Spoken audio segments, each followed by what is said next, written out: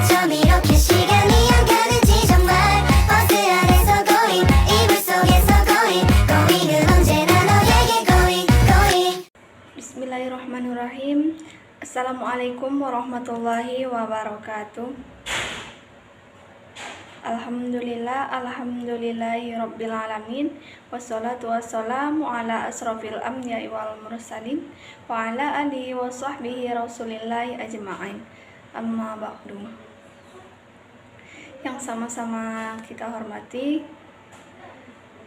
Ustadz pengampu mata kuliah hadis tarbawi, Ustadz Dr. Zulheldi MAG dan Ustazah Zamharida Nasti MAG. Perkenalkan, saya Marniza Yulita dengan NIM 2214-02075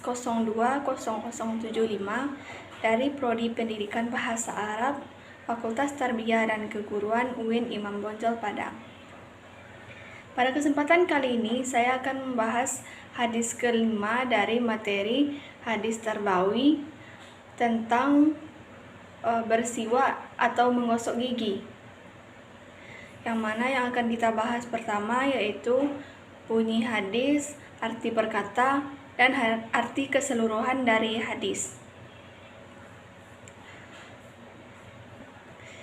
Bismillahirrahmanirrahim. Hadisu Abi Hurairah radhiyallahu anhu anin Nabiyyi sallallahu alaihi wasallam qala laula an asyqa 'alal mu'minina wa fi hadisi Zuhairin 'ala ummati la amartuhum bisiwaqi 'inda kulli salatin. Hadis dari Abu Hurairah radhiyallahu anhu anin Nabi sallallahu alaihi wasallam, dari Nabi sallallahu alaihi wasallam. Qala, dia telah berkata, laula, jikalau tidak, an asyqa, memberatkan, ala, atas, al-mu'minina, orang-orang beriman, ala ummati, atas umatku, la amaratuhum, sungguh pasti aku akan memerintahkan mereka bisiwaki, dengan bersiwak, inda kulli shalah, setiap akan sholat. Jadi arti keseluruhan dari hadis ini adalah hadis dari Abu Hurairah radhiyallahu anhu dari Nabi sallallahu alaihi wasallam bila bersabda,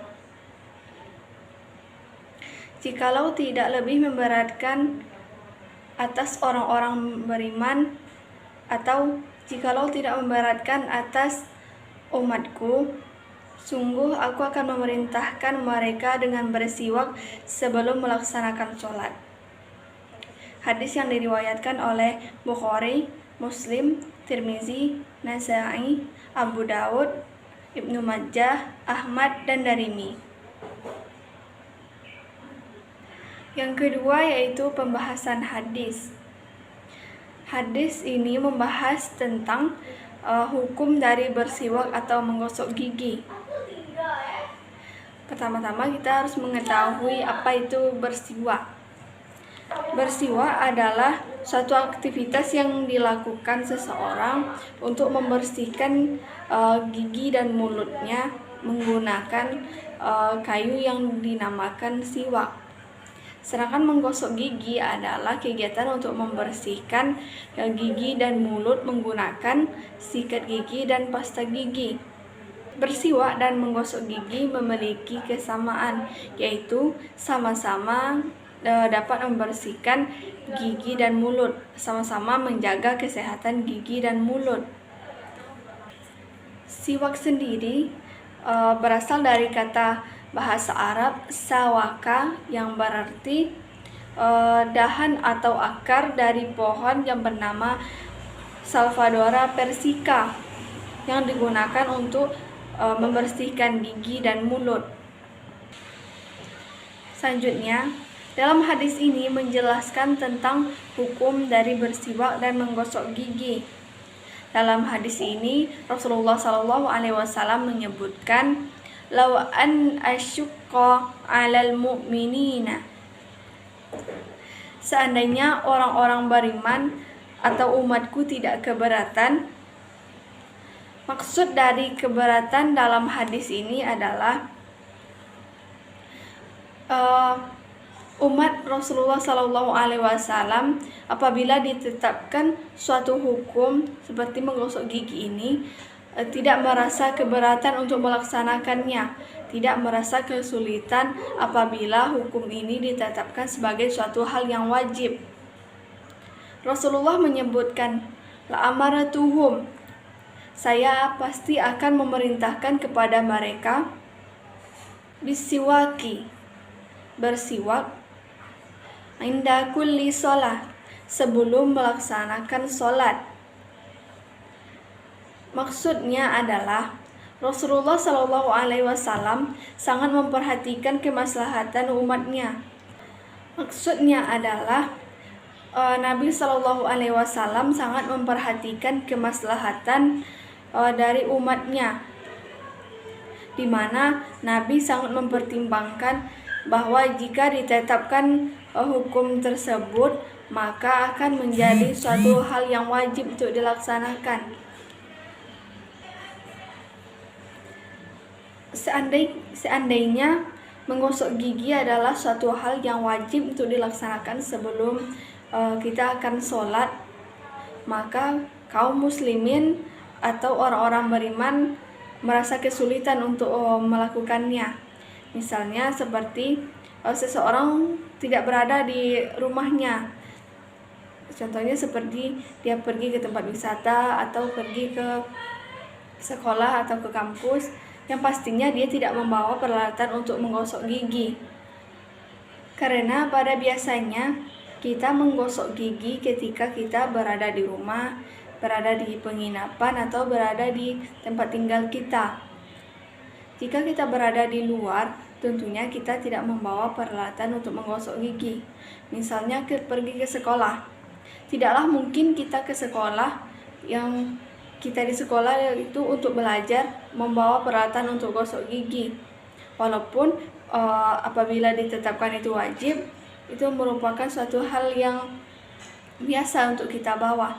Tetapi jika kita bawa ke sekolah, kita akan merasa keberatan karena kita juga membawa barang-barang yang lain, dan itu juga termasuk menyulitkan atau memperibetkan kita untuk melakukan ibadah.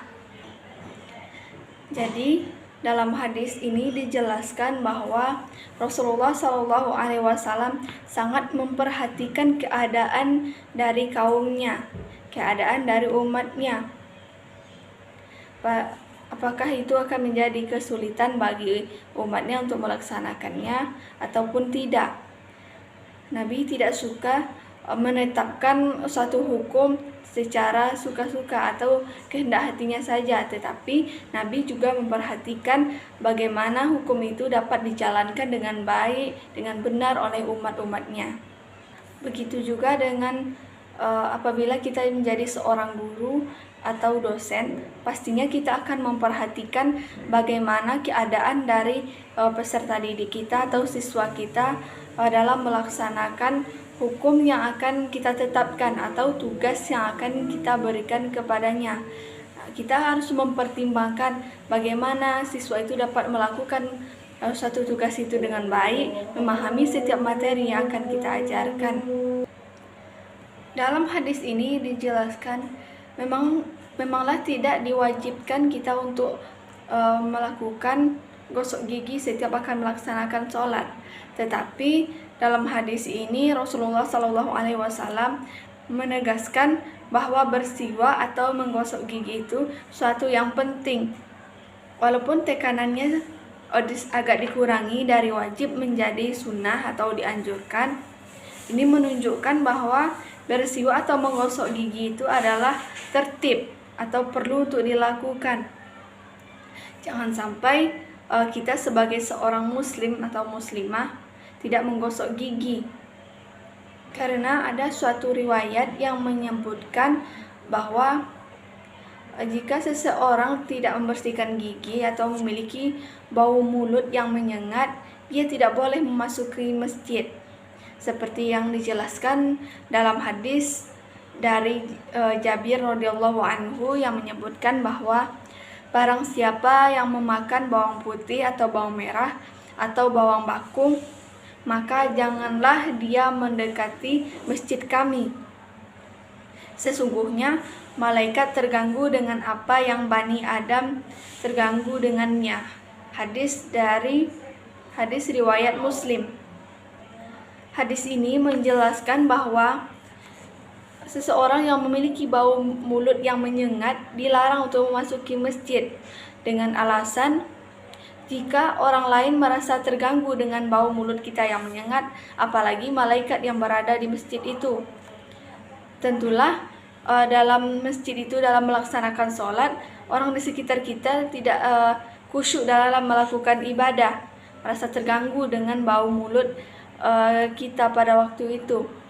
Sehingga Rasulullah menyarankan atau menganjurkan kita untuk menggosok gigi sebelum melaksanakan sholat atau sebelum pergi ke masjid untuk melaksanakan sholat.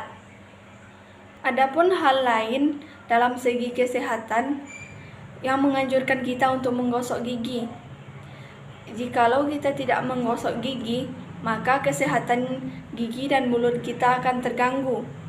Maka kita akan mudah terserang oleh penyakit seperti penyakit gigi dan sebagainya.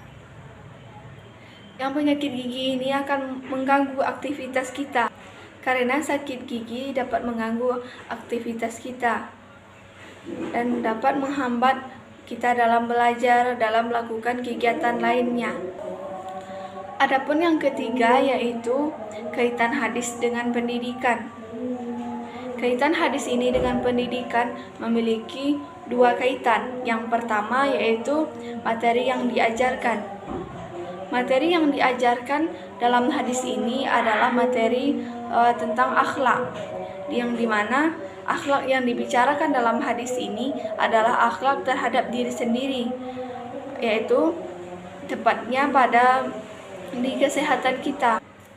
Sebagai seorang muslim, kita dianjurkan untuk berbuat baik kepada diri kita sendiri, tidak hanya kepada orang lain. Contoh dari berbuat baik kepada diri sendiri yaitu menjaga kesehatan atau menjaga kebersihan diri kita. Karena salah satu contoh menjaga kebersihan yaitu menjaga kebersihan gigi dan mulut seperti yang dijelaskan dalam hadis ini. Jikalau kita merawat kesehatan dan kebersihan gigi dan mulut, pastinya akan mendatangkan kesehatan bagi kita, sehingga dalam menjalankan semua aktivitas kita tidak akan terganggu karena sakit gigi ataupun bau mulut kita yang mengganggu orang lain. Yang kedua yaitu hadis ini menjelaskan tentang prinsip pendidikan, di mana pendidikan yang baik itu adalah pendidikan yang menyesuaikan dengan keadaan dan kondisi peserta didiknya. Apakah ini cocok dengan peserta didiknya atau tidak, ataupun bagaimana supaya peserta didik dapat memahami dari materi-materi yang diajarkan kepadanya, sehingga peserta didik dapat menikmati setiap pembelajaran yang akan kita ajarkan, karena dia dapat memahami setiap materi yang kita sampaikan kepadanya dan dapat diterapkan dalam kehidupan sehari-hari. Dari jabaran materi tadi dapatlah kita ambil kesimpulannya, yaitu bahwa menggosok gigi atau bersiwak adalah suatu hal yang dianjurkan atau disunahkan oleh Rasulullah SAW.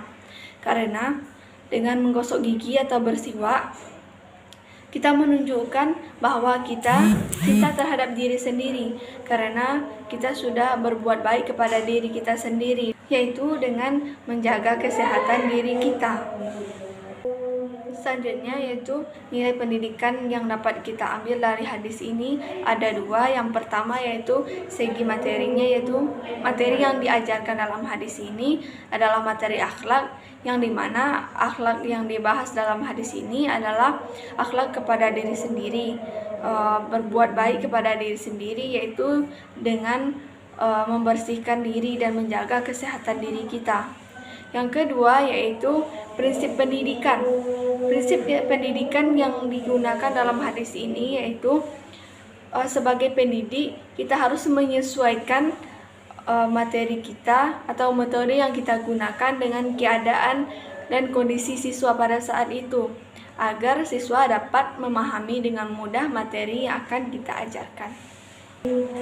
Mungkin sekian materi pembahasan mengenai hadis kelima, yaitu tentang bersiwak atau menggosok gigi. Segala kekurangan saya mohon maaf. Semoga dengan penjelasan dari materi ini dapat menambah wawasan kita tentang materi hadis bersiwak atau menggosok gigi ini. Terlebih dan terkurang dari materi ini saya mohon maaf, karena saya dalam tahap belajar yang mungkin belum sempurna dalam menyampaikan materi. Saya ucapkan terima kasih. Wassalamualaikum warahmatullahi wabarakatuh.